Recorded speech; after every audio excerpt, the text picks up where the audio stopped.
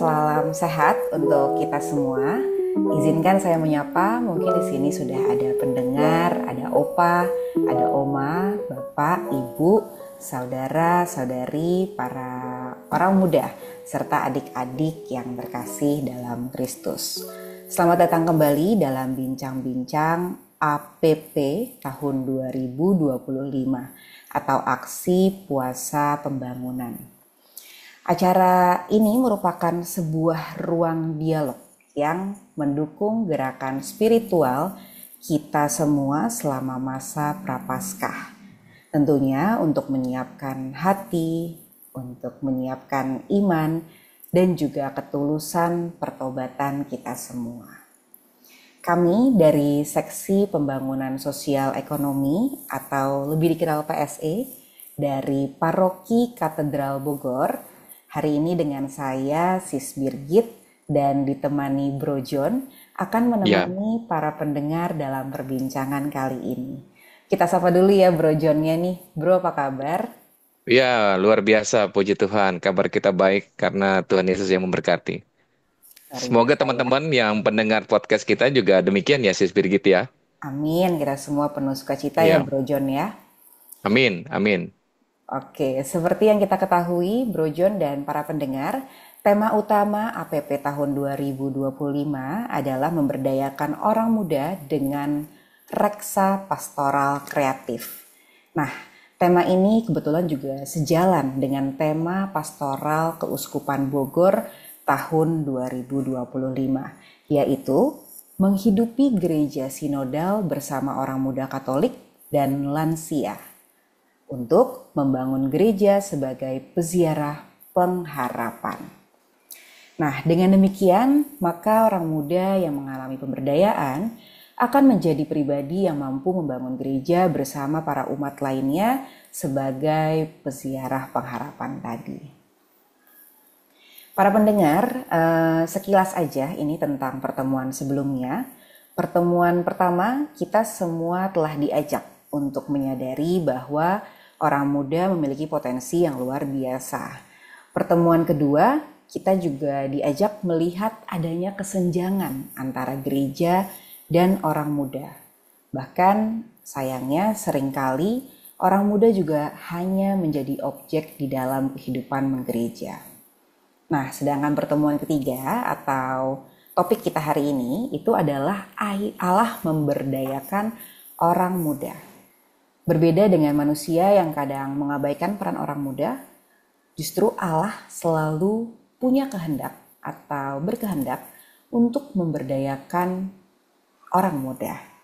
Dan bahkan di zaman ketika orang muda kurang diperhitungkan, Allah juga justru memandang mereka dengan cara yang berbeda. Dan dalam pertemuan kali ini kita akan sama-sama merenungkan bagaimana Allah memberdayakan orang muda, memanggil inspirasi tentang pemberdayaan ini. Dan untuk itu, mari kita berdiskusi, mendalami makna serta peran dari tema Allah memberdayakan orang muda bersama dengan Bro John. Dan sebelum memulai kita perbincangan hari ini, kita akan panjatkan doa bersama-sama. Dan marilah kita satukan hati dan pikiran dengan membuat tanda kemenangan kita. Dalam nama Bapa dan Putra dan Roh Kudus. Amin. Allah Bapa yang Maha Kasih, kami bersyukur atas kesempatan ini untuk berkumpul, berbincang tentang rencana-Mu bagi kami, khususnya dalam memberdayakan orang muda dalam kehidupan menggereja.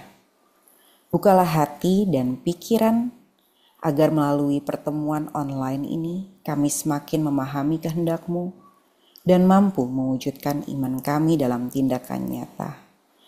Curahkan juga Roh Kudus-Mu agar setiap kata yang kami ucapkan akhirnya membawa inspirasi, harapan, dan semangat pertobatan untuk kita semua memasuki masa Prapaskah ini. Semua demi Kristus Tuhan dan pengantara kami. Amin.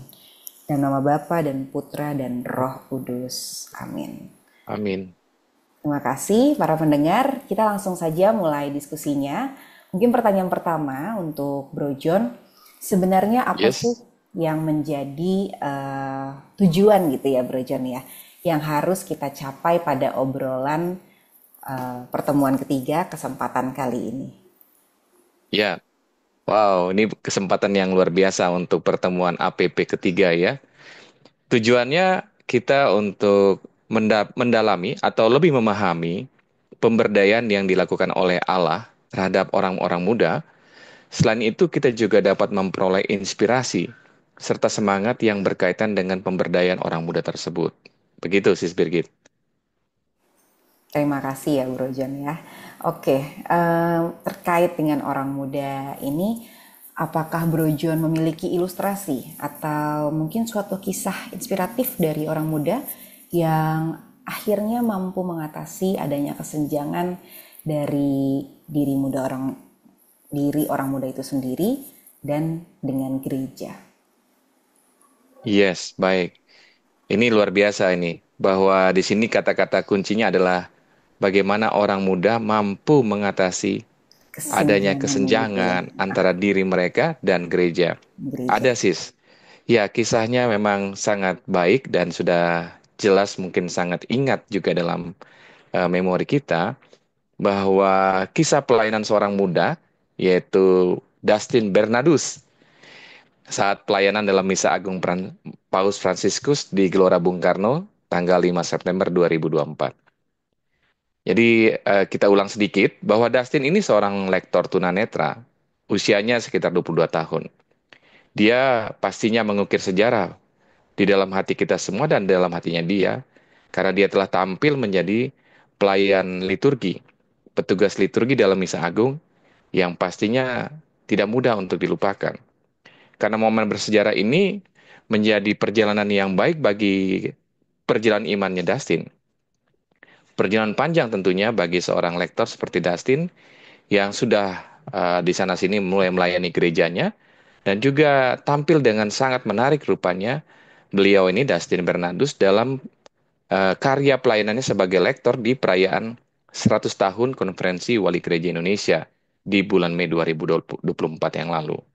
Nah, dilalanya penampilan yang berkesan ini itu nyantol di hati Romo atau Bapak Uskup atau Civitas Gereja saat itu. Nah, ini membuka jalan bagi Dustin untuk terpilih melayani dalam Misa Agung di Gelora Bung Karno bersama Bapak Paus Fransiskus. Tentunya pengalaman ini adalah pengalaman yang sangat berharga dan tak terlupakan. Dustin, ya seperti yang kita bisa bayangkan, dia menjalani pelatihan yang intensif, yang pastinya terasa ada beban atau tanggung jawab lebih yang dia rasakan karena mau memberikan pelayanan terbaik di hadapan segenap ribuan jemaat yang hadir dan juga segenap pemirsa yang akan mengikuti di televisi. Pastinya sebagai seorang manusia, beliau mengalami, aduh ini bagaimana ya, mungkin rasa pengen tampil dengan baik, bagaimana saya melafalkan ucapan sabda Tuhan dengan baik. Mungkin juga ada sempat stres menghimpit dalam dirinya. Namun yang kita tahu bahwa ia memilih fokus untuk sebagai pelayan Tuhan. Dia mempercayakan kepada Tuhan agar kasih Tuhan yang bekerja dalam dirinya, dalam segenap kemampuan yang ada padanya. Ia hanya tinggal berusaha memberikan yang terbaik. Dan kita tahu bersama bahwa pembacaan kitab suci oleh Dustin, sang lektor, berjalan dengan baik, bagus, dan tentunya mendapatkan ucapan profisiat, selamat, dan pujian yang mengalir begitu deras. Namun, tokoh ini tokoh yang rendah hati. Dustin orang yang rendah hati. Ia selalu mengingat bahwa segala pujian hanya layak ditujukan kepada Tuhan Yesus. Saya hanyalah alat Tuhan Yesus, tuturnya, bukan untuk dibanggakan, melainkan untuk menjadi saluran berkat bagi sesama. Jadi inspirasinya, Dustin menjadi inspirasi buat kita semua, buat saya juga, bahwa menyadari bahwa kesempurnaan hanya milik Tuhan, sementara dirinya masih jauh dari kata sempurna. Demikian, Sis Brigita. Luar biasa ya Bro John ya. Jadi memang Luar biasa. iya, Mm-mm. Dustin tuh sangat mampu akhirnya memberi contoh bahwa orang muda yang mungkin dengan keterbatasan, mohon maaf, dalam kemampuan fisik pun dia akhirnya mampu ikut ambil bagian di dalam aktivitas rohani ya, Bro John ya. Betul banget, betul. Iya, saya juga sedikit ada pengalaman pribadi para pendengar kemarin di Surabaya juga bertemu dengan namanya Axel. Axel, dia juga sama seperti Dustin, dia berkesempatan hal yang sama menjadi lektor di upacara bersama dengan para uskup gitu. Jadi memang banyak sekali ternyata inspirator-inspirator orang muda saat ini. Luar biasa. Ya, luar biasa ya.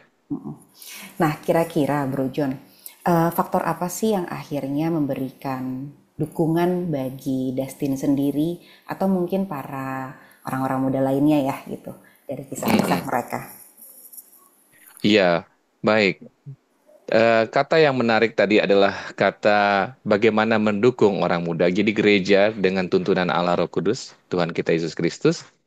Melalui kisah Dustin juga, kita tadi sudah mendengar bahwa Dustin itu merasa dirinya perlu melayani gereja, perlu melayani Tuhan, dengan segenap kemampuan yang ada pada dirinya. Dia mengetahui, seperti tadi yang kita obrolkan sis, dia mengetahui ada kesenjangan dalam diri dia. Dia tidak sempurna. Seperti layaknya kita semua tidak sempurna. Tapi kemudian dia menyerahkan ketidaksempurnaan itu sebagai persembahan untuk diberkati oleh Tuhan menjadi lebih baik atau lebih kudus dalam tugas panggilan pelayanan di gereja.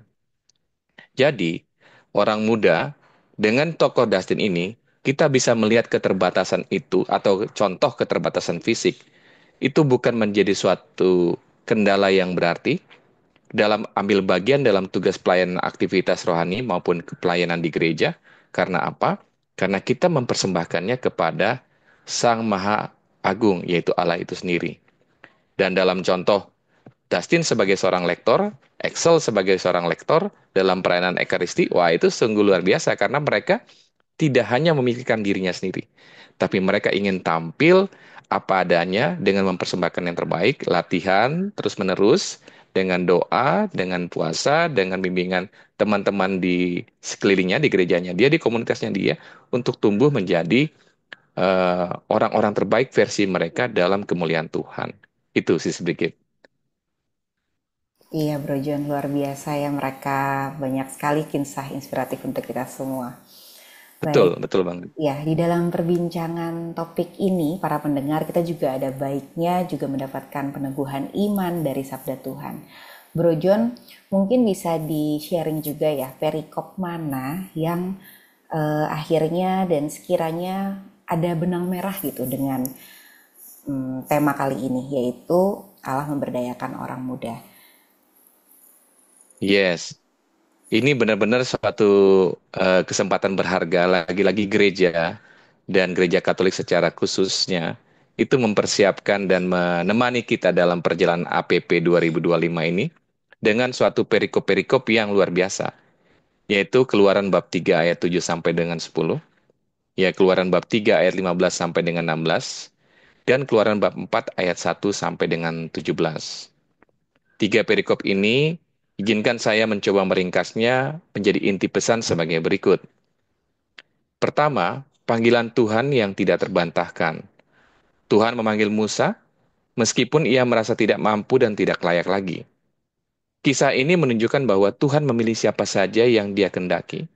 Dalam hal ini Musa, Musa mengatakan dia mempunyai keterbatasan untuk menjalankan rencana Tuhan, namun Tuhan tetap menghendaki dia yang menjalankannya.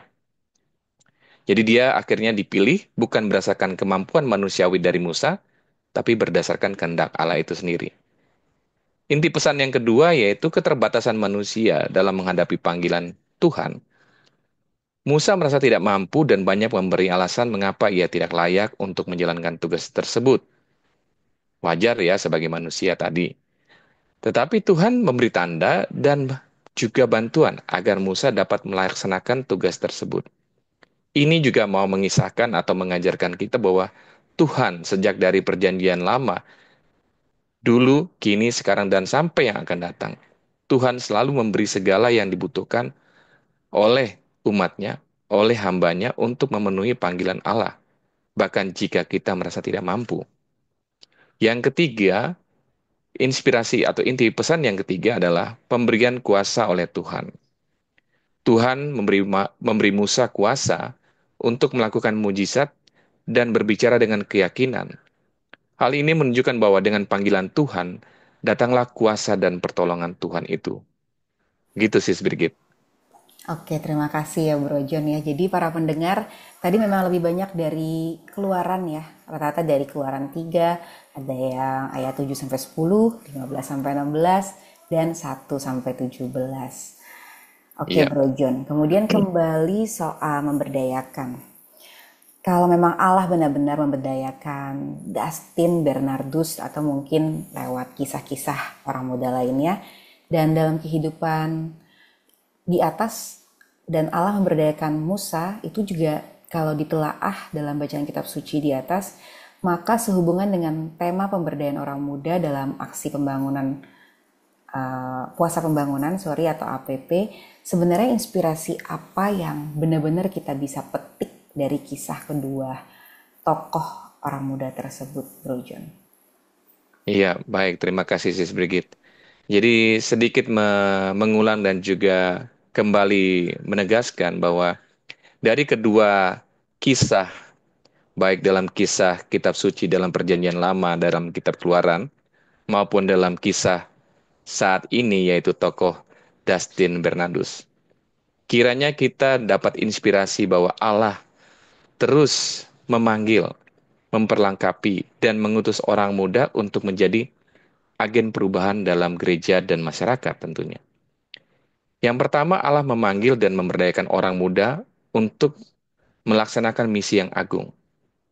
Ya, misi yang agung apa? Dalam misi untuk mewartakan kabar karya keselamatan Allah bagi segenap dunia, bagi seluruh makhluk di dunia. Musa dalam kitab Keluaran yang tadi sudah disebutkan, Musa dipanggil saat ia masih muda dan ragu akan kemampuannya. Ia takut, ditolak, ia merasa tidak layak dan tidak pandai bicara. Namun lagi-lagi Allah tidak hanya memanggil tetapi juga memberdayakan Musa dengan tanda-tanda yang ajaib dan bahkan memberikan Harun saudaranya sebagai pendamping. Lihat Allah sudah menunjukkan semacam tanda, bantuan, dan juga rencana-rencana aksi yang nyata untuk membuat Musa dan Harun dan juga terutama kehendak Allah itu terlaksana dalam keseharian umat manusia.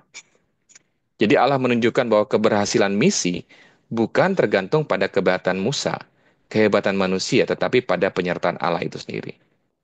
Begitupun dalam refleksi kita melalui tokoh Dustin Bernardus. Ia adalah contoh anak muda yang mengalami pemberdayaan Allah dalam kehidupan masa kini. Allah memampukannya melewati tantangan dan menjadi inspirasi bagi sesama. Tadi kita udah sama-sama cerita, sama-sama bermenung bahwa dia ikut aktif dalam gereja.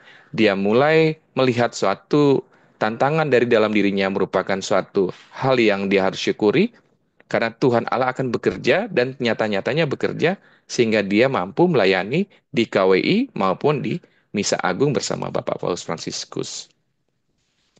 Kedua, keberanian menghadapi tantangan dan keraguan. Nah, ini penting.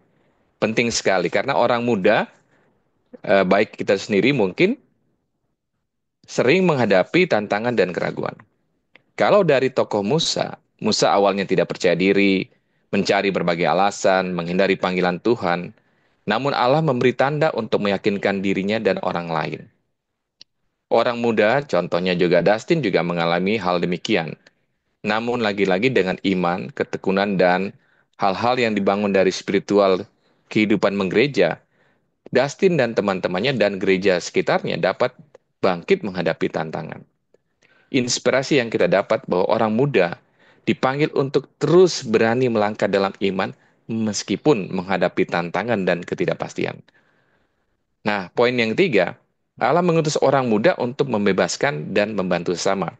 Seperti tadi, kita katakan bahwa misi agung yang perlu diwartakan adalah misi karya penyelamatan Allah kepada seluruh umat manusia.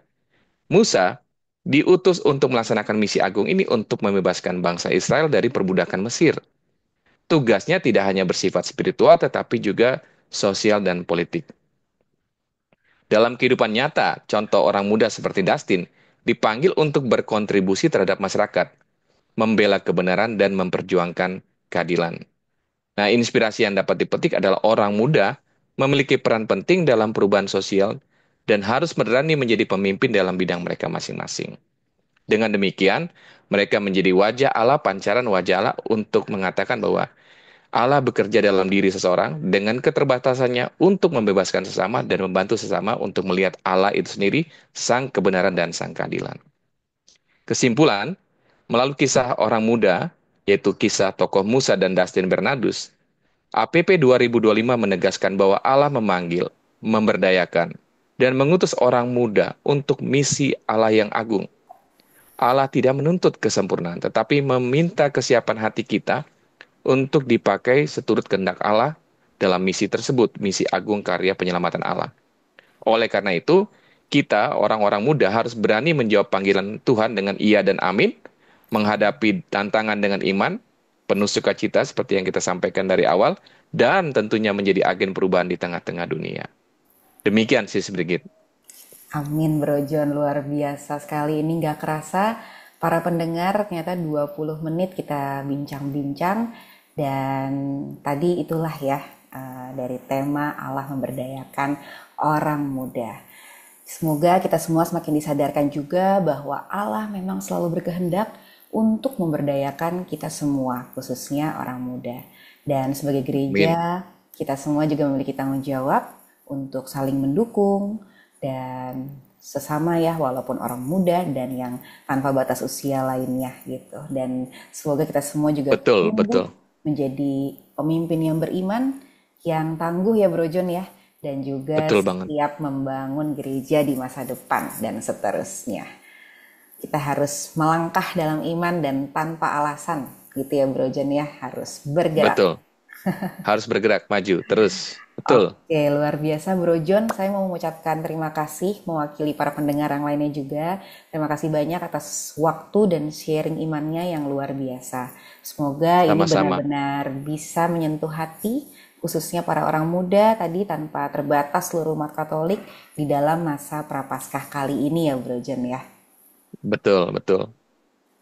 Baik, terima kasih juga atas perhatian dan kebersamaan para pendengar semuanya di dalam diskusi kali ini. Dan sampai jumpa dalam bincang-bincang APP 2025 yang keempat dengan tema Reksa Pastoral Orang Muda. Baik Bro John, untuk kita menutup pertemuan kali ini kita akan berdoa bersama-sama lagi. Iya, Kita buat tanda kemenangan dalam nama Bapa dan Putra dan Roh Kudus. Amin.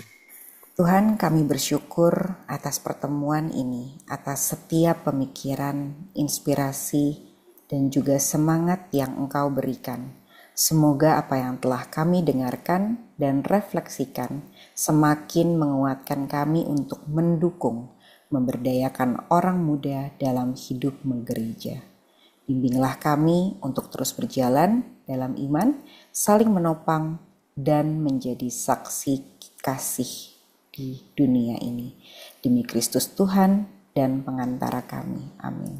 Dalam nama Bapa dan Putra dan Roh Kudus. Amin. Bro John, sekali lagi terima kasih dan selamat. Ya, terima kasih juga buat teman-teman sahabat pencinta podcast ini. Selamat aktivitas kembali ya semua para pendengar. Tuhan memberkati semuanya. Tuhan berkati semuanya. Amin. Terima kasih.